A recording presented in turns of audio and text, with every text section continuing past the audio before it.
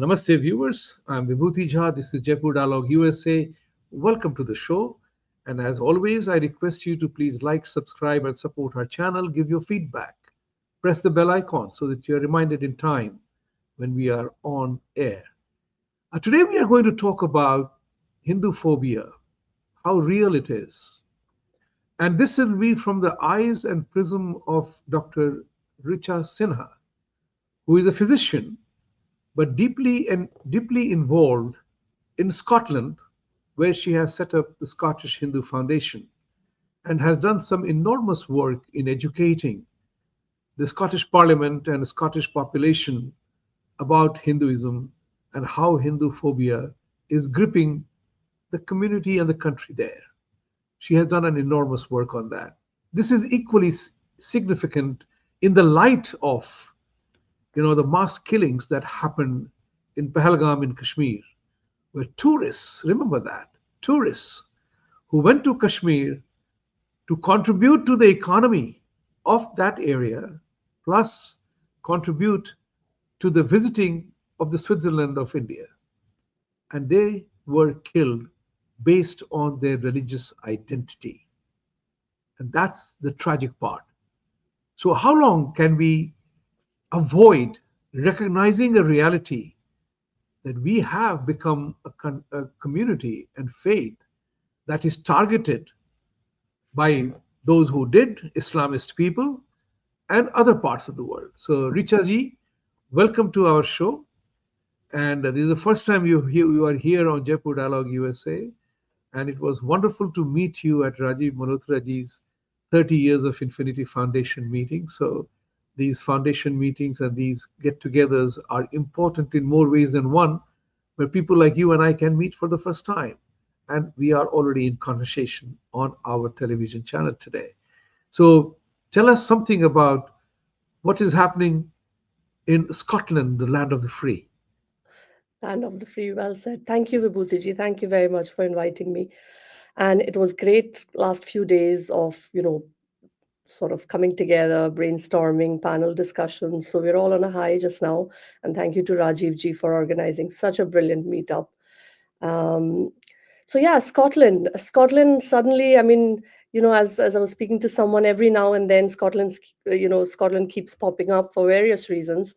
Sometimes because of the referendum, and this time for a positive reason, actually, because there's a lot of work that has happened in the Scottish Parliament around Hinduphobia. So a motion was recently passed by one of the MSPs, and that's what brought everything to light, even though the work has gone on in the background for a long time. And in 2021, the Scottish Parliament passed a bill, and there was a lot of people who were for it, a lot of people who were against it, but the bill passed. And once the bill passed, you get about 2 years of consultation where the government was going around talking to various communities, and that's when they came to us. Scottish Hindu Foundation is a representative body of Hindus to the Scottish government. And, it's a collection of temples, and there is a democratic structure in place. There's elections every 3 years. It's a fairly new body. And this was one of the first consultations that we took part in. And when we started looking at the bill and how it's going to impact Hindus and started looking at the reality on the ground, it was quite worrying. It was worrying because here we had a bill that would criminalize hate crime, and that was great.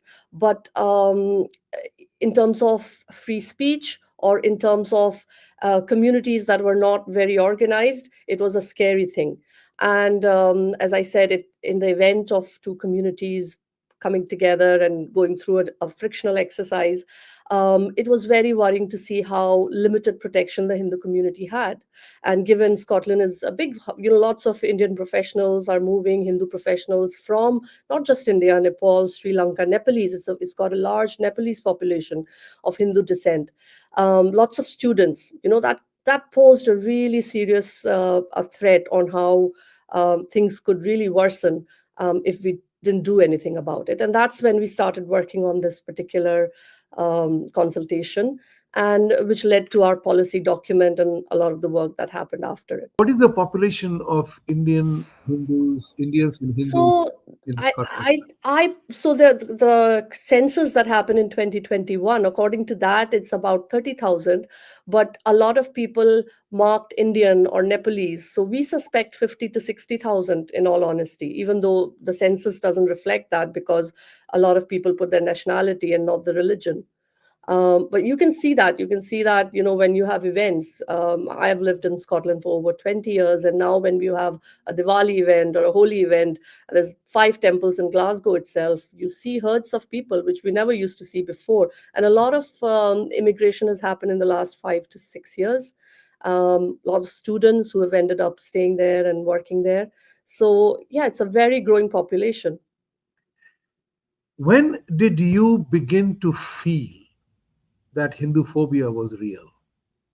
It's in America we talk about it. It has become a conversation piece. We realize because of the Islamophobia bill that the Islamist uh, congressmen and women are trying to push through the throat of the U.S. Congress, which they have failed continuously to do so. But it also has awakened the Indians to talk about that, is Islamophobia real, or is it a fiction, or is it being imposed? And then we have suddenly begun to worry that actually we are the ones who are suffering from Hinduphobia. So the question is, when did you begin to feel in Scotland that you had to begin to focus on that? Actually, to my surprise, the first instances of Hindu phobia, when I came across it directly, even before I entered into the advocacy space, was through children, going to schools. So we had sporadic stories of children, going to school and, being called various names, the way the Hinduism was being taught in some of the school was not effective. One of the Aberdeen schools, there was in fact a paper out for it that they were being taught caste legislation, and then that led to bullying of some children, where the children were, it was said that the Hindus are oppressors, and they discriminate. So this particular child was kind of bullied because of that, and the parents got in touch, and that became an issue. And then there were sporadic stories on how children in school were, sort of goaded into saying things or were called various names, and worried mothers. When you talk to each other, you hear these sporadic instances here and there. The thing with Hindu phobia is, not only is it real, it's very difficult to spot because it's very nuanced. A lot of the times, parents or people who go through it, they themselves don't know if it's Hindu phobia. And I was listening to one of your podcasts earlier on, and around the school children, and how the Chandanji's book, I think you were talking about it. And again, that's the colonial mentality sometimes, as in chalta hai or jane bhi do yaro, which means that even if people are experiencing it, they don't want to come out and report it.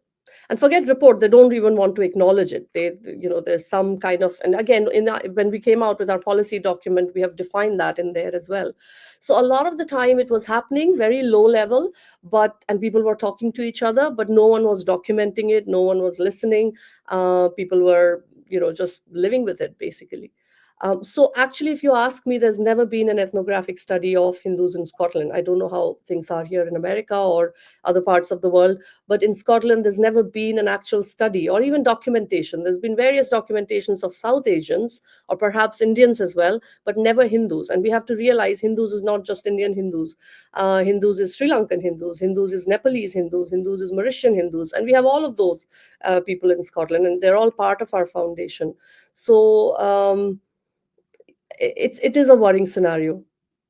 It is a worrying scenario. I'm glad you saw the podcast that Professor Kundan Singh and Krishna Maheshwari did, and their book, The Colonial Discourse and the Suffering of Indian American Children, was very, very significant from the understanding of the words that Indian kids were defined as American born confused desis and Hindus in name only.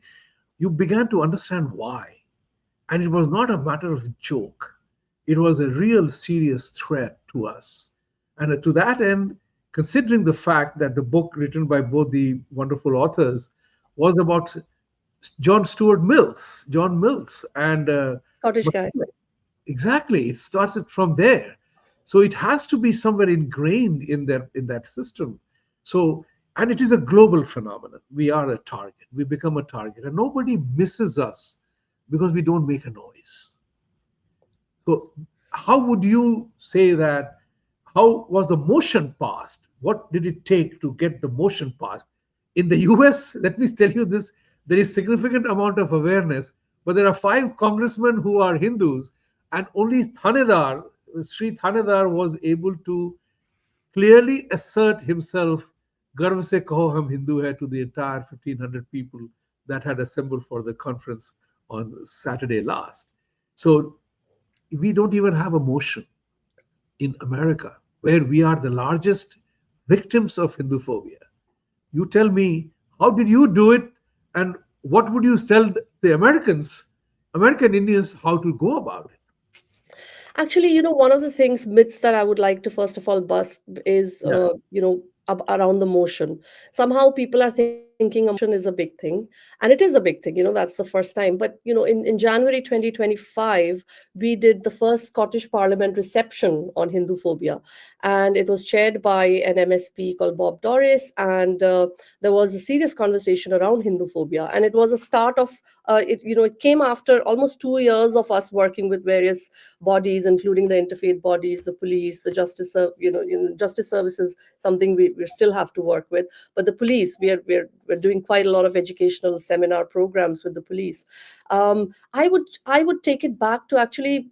I would take it back to the Faith and Belief Committee when it was formed. That's when we organized ourselves. That's when we presented it. That's when we actually realized there is a problem that we need to work at, and nobody else is working on it. So that was a scary situation. But from there, with the policy document, we went to the government officials.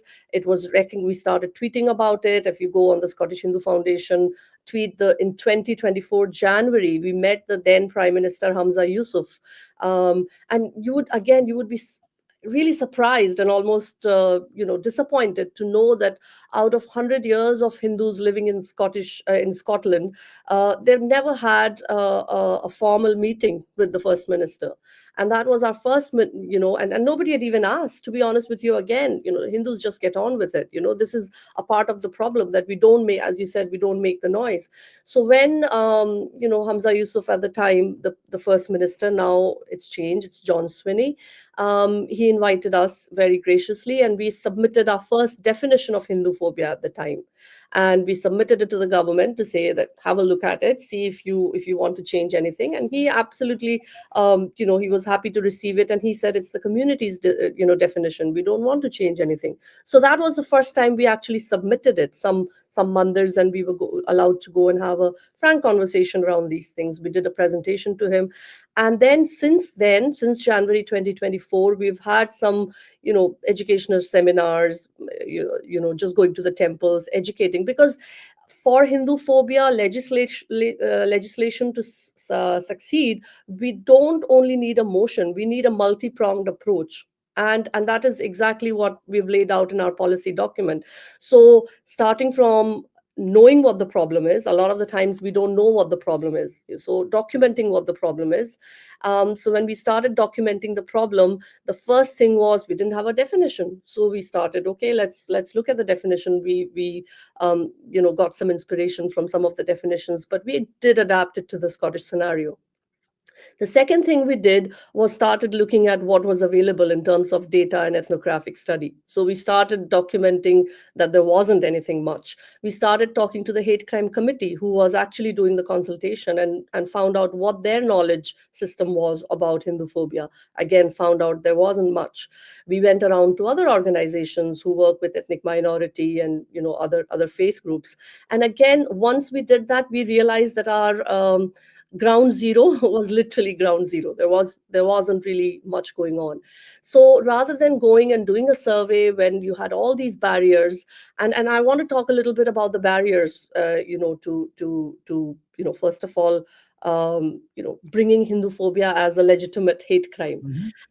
The barrier number one is, first of all, our own people. As I spoke earlier, the Hindus don't even realize when Hinduphobia, an instance of Hinduphobia has happened. So if a child is being called a monkey head or something, the child will come and the mom will say, yeah, that's okay, and she'll say, okay, that's fine, don't talk to that boy or whatever. They won't realize this is an instance of Hinduphobia. The second layer is, when even if the parents do realize some Hinduphobic episode has happened and we've managed to educate it, they won't report it. I'll give you a very interesting episode. I was speaking to a gentleman, and we were doing this glossary of the terms that we were submitting to the Scottish government. And I said, Pajit was one of the words on there. And he said, oh, what does that mean? And I explained to him what it means, that he's an IT professional. And he said, it's very interesting. When I was in university, people used to call me that because his name started from P. It was rhyming with Pajit. And he said that a guy used to always call me that, and I used to think that he's just making fun of it because there is it rhymes with something. I didn't know what it meant. So he never knew what it meant, this word, and he went along the whole university life being called a Pajit.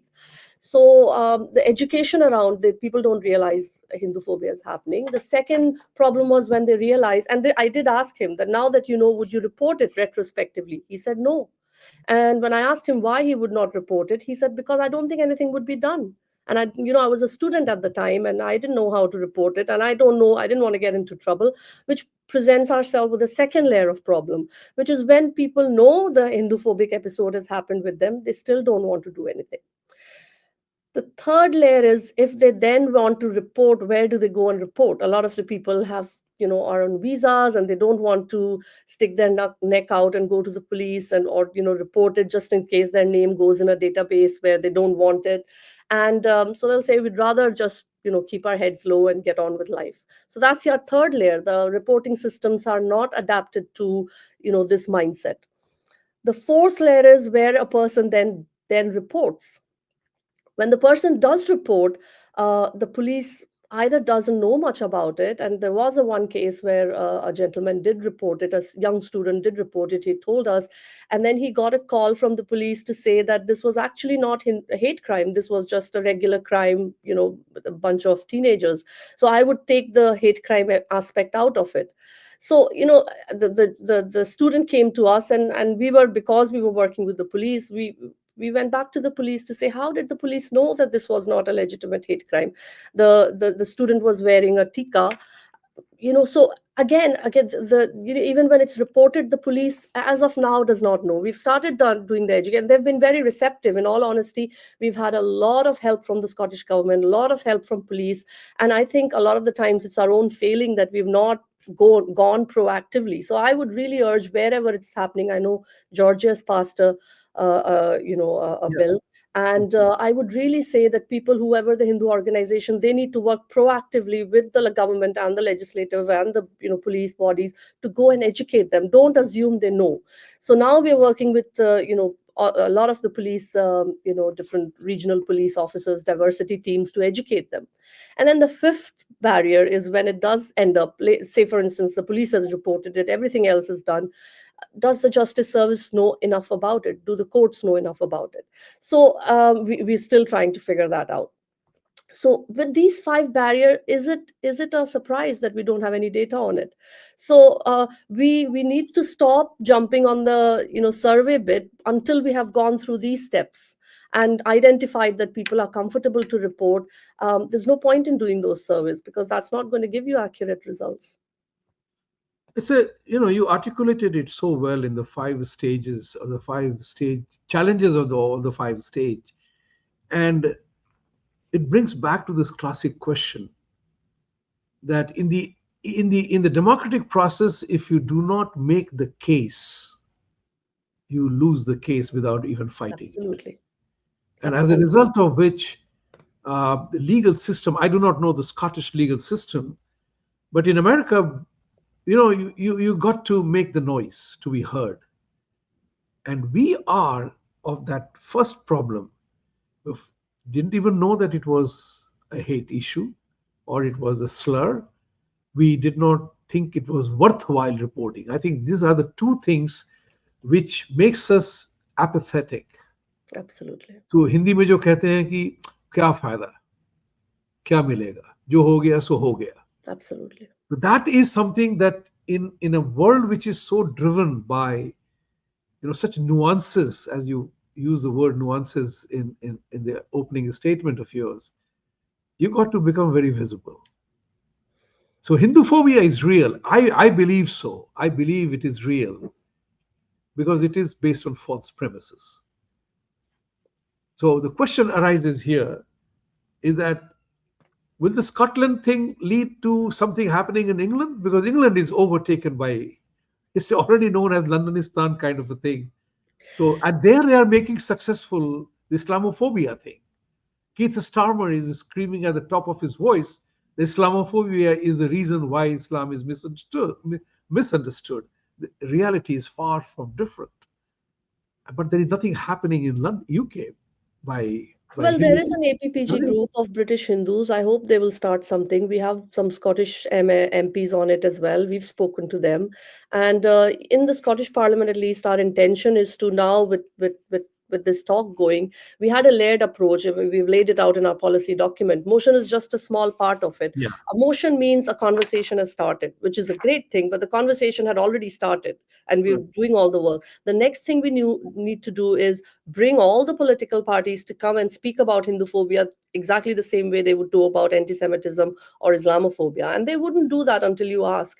I mean, a lot of the times Hindus are famous or infamous about bringing the politicians in and, giving them the, celebrating them with a garland and giving them some mithais and not asking anything back in return. So this is a mindset we need to change. Hindus are very, they're hardworking community. They don't ask for much, but as law abiding citizens, these are some minimum standards. And to be honest with you, I really really feel sad that we don't even ask for the minimum. We are so so almost like my dental chair. I'm a dentist by profession. We adjust, like my dental chair adjusts. We adjust to any circumstances. And the way the motion is making rounds, and it's created a, again, that's as well sad, because why are we just settling in and rejoicing so much? I know it's a small step towards, but we should not stop until that first Hindu hate crime is legislated upon as a criminal activity. And because Scotland is the only place where it's been criminalized in the way that it has, it needs to start here. And I'm really really glad in a way that the attention or focus has come on to this, because we've talked a lot about this. In fact, when we started looking at our policy document and we started making our classifications and how we're going to simplify this, there was a lot of academic stuff, but there wasn't any practical knowledge on how to tackle Hinduphobia, and we're working on some work around that as well. So yeah, I think the blame first and foremost lies on us, that we haven't taken practical steps. And I don't know about the Hindus of India, but people who live abroad, there is lots of ways that you can reach out. There's not that many barriers to reach out to the government. I don't know how it is in America, but at least in Scotland, people are very welcoming. If you go with a solution focused approach, people would welcome you and say, yes, this is happening for Islamophobia, this is happening for anti-Semitism, we'll do it for you. But we have to take the first step. That's right. And you said it very correct part of it that we got to take it ourselves. If we don't take it, why would anybody else? Absolutely. And Absolutely. you said something very, very important that we don't ask for it. And I You don't ask, recall, you don't get. and Yes. you don't ask. I mean, I recall I say this with very, very as an illustration when a senator once told me that we love you Indians as immigrants to this country. You are educated, you are hardworking, you are in the highest median income, you are professionals, you take care, you have family values, you take care of your children. You are not a law and order problem anywhere in the world as an immigrant community, and you ask for nothing. Nothing. We are the We're perfect ideal, immigrant right? community, and we ask for nothing, which is a very important thing because in America, You don't ask, you don't get. Absolutely. Not And in we have America, anywhere in the world. anywhere in In the Bharat, in Bharat, you don't ask, you don't get. That's our motherboard. And motherboard को ही हम भूल गए सोचिए जरा इस बात को so important part here is how do you galvanize how is the community response in Scotland. I can tell you about America. We are in America, you have a very significant portion of Indian Americans who I say it with a humor and also as a disparagement, as a people are a lot of Indians are Wokistanis. I call Indian wokes as Wokistanis. What is the situation in Scotland? Are they woke or they are awakened? I mean, there's all sorts of people everywhere, as you Well, know. that one is true. One thing is very clear that the way we are structured in Scottish Hindu Foundation, we our members are our mandirs. So, which means we have access to various cities through these mandirs. So, when we educate the mandirs, and mandirs are very busy people. They have so much activity going on. The volunteers, I have great respect for them because they give time and time out, repeating the same festivals and creating the safe space. So the mandirs needed help, with tackling these problems, and Scottish Hindu Foundation was born out of this need. Now that we are born, they're really supportive of our the exercises. So the awareness programs, be it around the participation of Hindus in the Scottish politics, or around awareness seminars around Hindu heritage, Hinduphobia, they're all very, very supportive. But we have to remember, this is something we've just existed over a couple of years, so there's a long way to go. We worked on this for 2 years. This is our third year. I anticipate we need another year just for the awareness and creating systems and processes in place, and then another year when it actually we start to see some results. So changing mindset is not an easy thing. The fact that one person is speaking brings another few people, and then another few people, and one person reports, and then something happens, and it gives confidence to our people. So I think the first, and again, thank you very much for doing this, because through yourself as well, we want to reach out to Hindus in Scotland who may have experienced it and not reported it, and they should come out and they should report it. And we want to make sure that it goes to the right channels, and done it in a way that protects them. And once or twice this protection a few people experience, I think more people will come forward. So the only way to do it practically is to make sure that it's shown results. And we won't, until we do it, we would just be guessing whether people will come behind it or not. I'm very hopeful that you guys will succeed in Scotland. I'll tell you the reason why. First of all, it is not a gigantic number that we are talking about. You are a very uniquely small country, and despite 90% white and everything else, you elected a Muslim guy as a prime minister. So who Yes, complained? That was bizarre. What I found that why Scotland had elected a Muslim guy as a prime minister who berated Scotland as a country for being white. I mean, that was so amazingly sickening for me that instead of expressing gratitude, he was berating the whole country. So you are in a very significant position to be the leader in Hindu phobia legislation anywhere in the world. I have a feeling that you might just succeed in setting the torch, becoming a torch bearer and a standard bearer for Hindu phobia bill, which we need to learn about. Because, frankly speaking, to my knowledge, people are talking about the phobia against Hindus in America, but nobody is doing the political action that you are doing.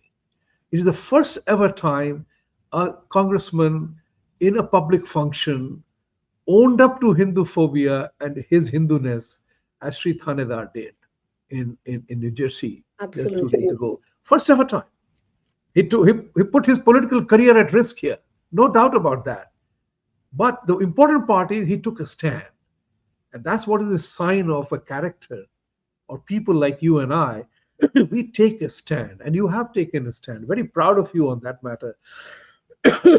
So, in closing, I wanted to ask you what has been your experience of what you sitting there know about American Indians and what is happening in America? You take inspiration or you get frightened? Absolutely. I mean, both ways, both ways. When we started doing our policy document, we took a lot of inspiration from Hindu American Foundation and Kohana. They have done some really good work. I was here last year, on the Hinduphobia conference that Kohana had organized. We took a lot of inspiration. But on the ground, I think a lot of things are still academic. I hope that on the ground there is, and I'm happy to share our policy document with anyone who's looking at it. I think it's Hindu Pact who's done it in Yeah, Georgia, isn't it? I'm not yeah. sure. I was, Yes. but if there's an and they may have their own systems and processes and own plans. But if they want to collaborate and want to know how we've done it, I'm more than happy to share our wisdom. And I think one of the things that is key is there is a I think sitting in America, a lot of the people are still watching news in Bharat, which is okay, which is great. But I'm saying put like at least 20% of the time, look at what's happening in your local constituency, look at what's happening, who's your governor, who's your, I don't know, your political system here. Go and talk to them. The only thing that I feel has benefited us is going and talking and telling and having those exchanges with our politicians. And once they hear about your problems and they know that you are law abiding citizens, of course they'll help you. But I don't know how many people are having those conversations around coffee with our politicians. And being frank, we are particularly bad at even defining our problems, let alone, so they won't know it. I mean, there's so much gump around what Hinduism is. And again, in our policy document, we've done a classification of Hinduphobia, and one of them is ideological Hinduphobia, where um, a lot of stereotypes and negative perception around Hinduism is floating. And of course, people like Rajiv Malhotra ji has done a lot of work, and the works are still happening in school, but there's a long way to go. And again, one of the things I said in my panel discussion as well is, how close are you to the problem? As in, if the problems are happening where there's no policies in the center, or you're in your governing bodies, then get closer to those governing bodies. There's no advantage in talking to each other. That's not going to do anything. Talk to those governing bodies, see what is on ground for other communities. If there's something for anti-Semitism, why can't it be for Hinduphobia? We are still very busy discussing whether it should be Hindu phobia or anti-Hindu hate or Hindu misya, and getting lost in the jargon. It's time to move on and go to the next stage of how we are going to tackle it on ground. That's a very, very sound suggestion to people to get beyond the rhetoric and smell the coffee.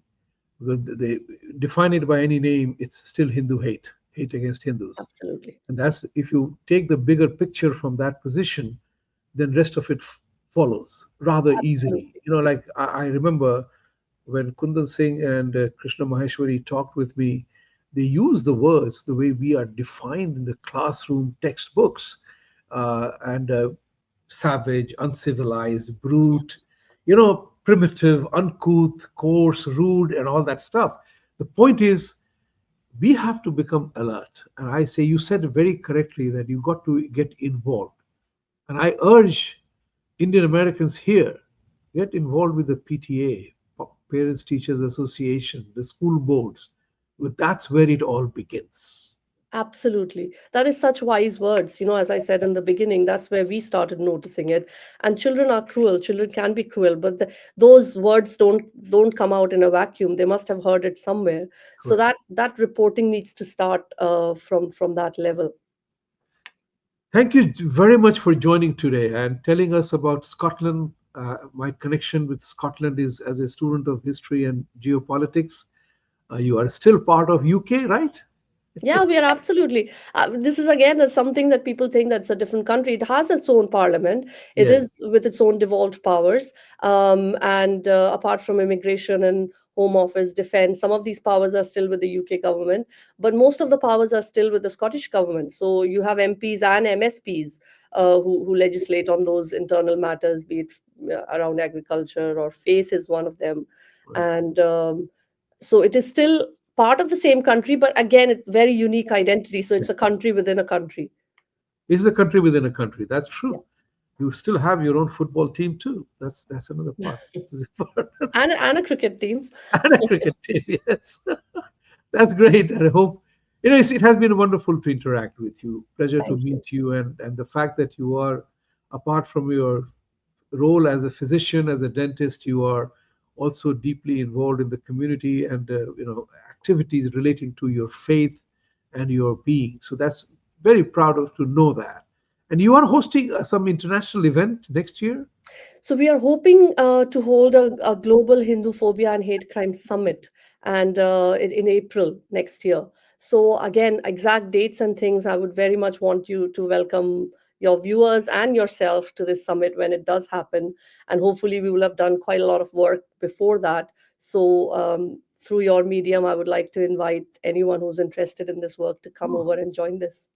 Well, let's know the date. We will talk about it. Surely, we will Sure. talk about the conference because you are having a global summit, and Scotland would be a wonderful venue because you are unique in more ways than one. Having seen Absolutely. the country partly, I know that. So that's Yes. perfect. Richa ji, thank you so much. Greetings from the fellow Bihari to you too. And, From Bhagalpur, yes?